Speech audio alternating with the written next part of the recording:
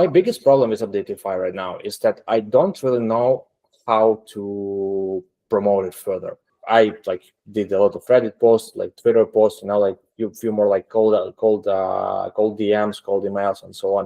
So I have about 20 paid active customers right now.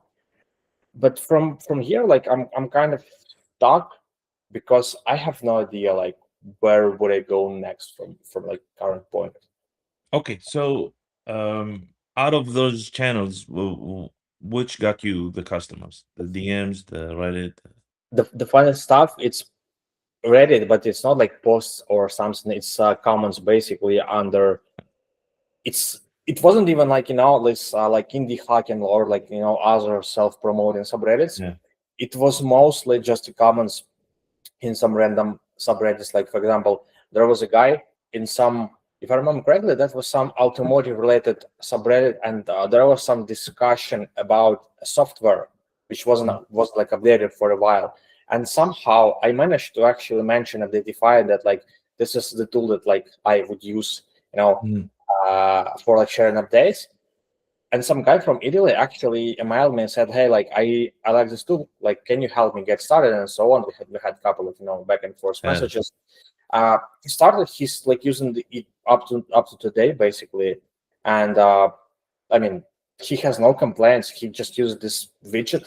That's Amazing. that's that's basically the everything they needed, because they needed this tool for internal usage, Hmm. not for a publicly faced. And like I'm seeing like every week they have this new release made, and like they share these notes because like we have some analytics, like a couple like amount of views on Reddit and posts. I see that his team basically like everybody of them watches us, and also like he has his team as a subscribers to emails. Mm. So they also receive like this release notes as email to them. And I mean it just works, but it's hard to replicate, because that was an accident when I just found these guys basically in like some third party Reddit. It's not what you just described. Is I just wrote a post yesterday about building public and the trap of building public. Building public, the worst part of it is full of bad advice, and a lot of it is from this viral post bullshit that gets no customers. Everybody thinks that's what it takes to get customers, but what really gets customers is what you just described. You have to do that 100 more times, 1,000 more times, Yeah. and The that's problem. that's what your focus has to be on when it comes to content and your time marketing. It should be, who needs this? How can I build a relationship with them?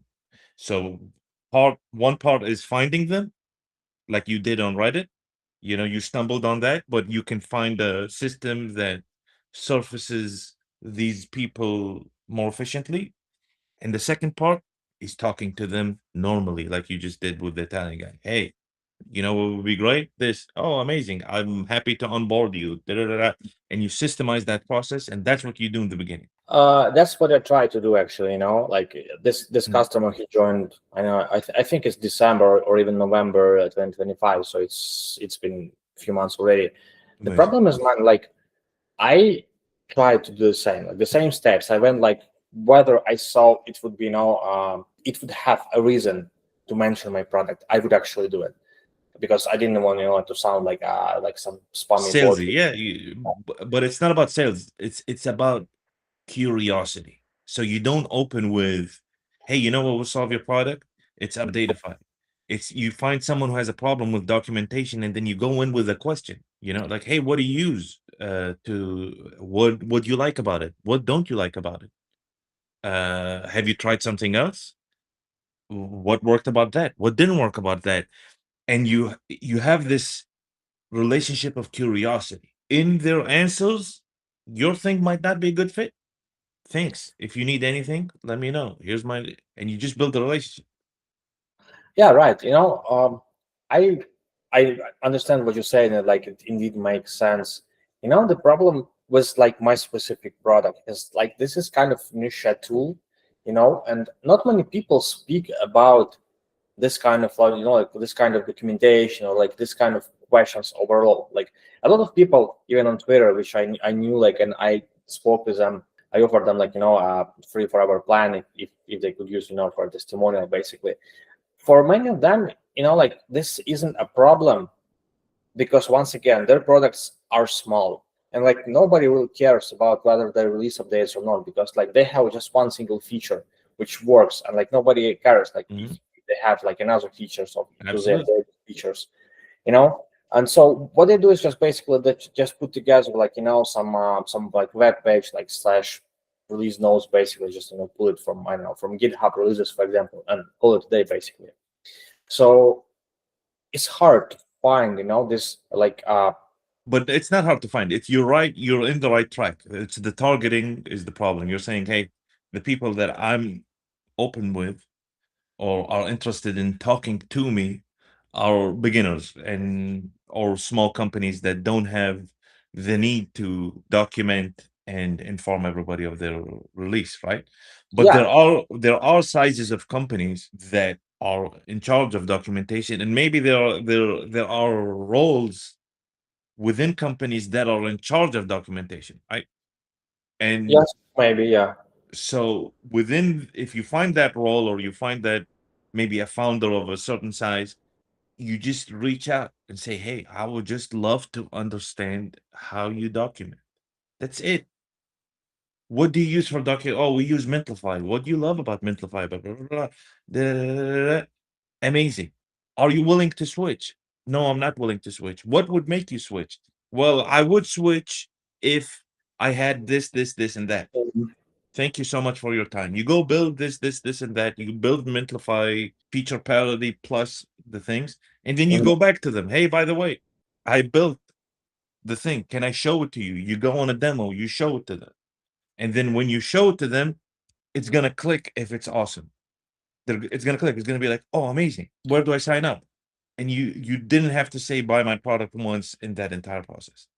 Yeah, that's true. I mean, that's really an interesting approach, What actually concerns me is like I spoke with few folks and like everybody of them requested a feature, but these features were completely different from each other. So if I would be like, implementing them each one by one, it would take a lot of time, even like with AIs, like Mhm. still have to spend time and so on.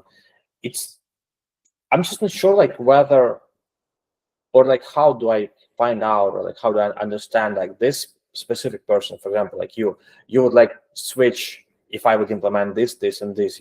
What you're discussing here is the founder's taste, right? Like you as a founder, you have a decision to make.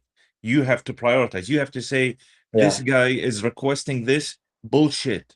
It doesn't, or I can solve this problem differently, and more simply and more beautifully. And that is kind of where the founder's genius comes in, right? Is you listen to the customer feedback, as much customer feedback as you can gather, and then you squeeze it into a beautiful feature, right? with customers, with like existing or like the people who are already your customers, it's easy, of course, because like I mean, first of all, they are paying you money, so at least you know that they need this feature because they already using this tool, right? Yes. And so as you said, like yes, like I'm like once I've got like some feature requests, for example, some feedbacks, whatever, I can sit down, like compile all the stuff, probably just come up with something that like would satisfy, if not Mhm. all, but the most of customers. 100%. Yeah. But if you speak about the people who aren't my customers yet and who said like I actually had even like a case like this. I was speaking on with one guy on Twitter, and he said like, hey, can you like implement me this feature? It wasn't actually very hard. It was like a more of UI change to widget basically. And so he said like, hey, can you do it? And I probably just become your customer. Well, you know what? He didn't become my customer. Yeah, that is not the point. The point is not to become a builder for your customer, right? Like you still have to have the founder authority where Yeah, it's like you yeah, prioritize and choose and build something that you're satisfied with, not just, oh, the customer requested something, right? And yeah. then 100% the best feedback is money. And hey, what did you pay for exactly? And why didn't you pay somebody else? well, I paid you, and now you have a conversation about what exactly people are paying for, and then you just make that stronger and build that, because that is the gap in the market that you're not seeing. In the beginning, you just build something, you show it to people, they buy it. Now you get actual good feedback, right? Not people are like, hey, you know what would be great if you did this and that. They're just doing backseat product manager, right? Yeah.